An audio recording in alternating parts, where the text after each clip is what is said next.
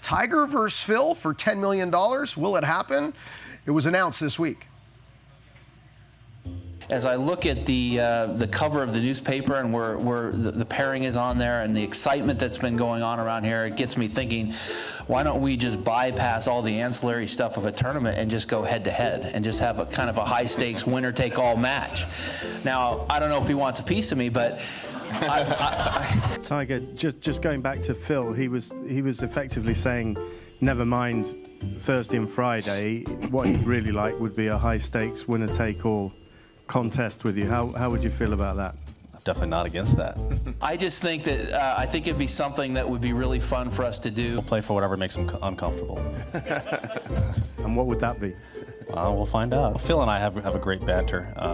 We give each other the needle. I think there'd be a lot of interest in it if we just went straight to the final round. How many times have we both? 32. No. Have we won on tour? So yeah, there's that. Yeah.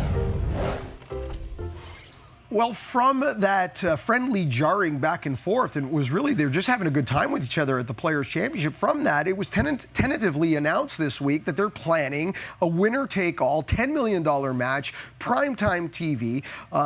The location that is tentative as well is Shadow Creek in Las Vegas, which is very fitting for a $10 million winner-take-all prize. But Bob, from what I've heard, this is going to happen. It's legit. They're trying to find a date that works for everyone, also works for television as well.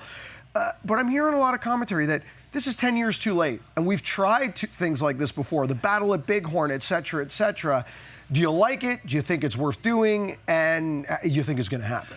I think the idea is fun. When you actually see it being played out, I'm not sure how well it's going to work out. I mean, it reminds me of when the Skins game first started back in the early 80s, and you had the big four players, Jack and Gary and Tom Watson and Lee Trevino were all playing for this kind of thing. It was great. It was novel. It was different.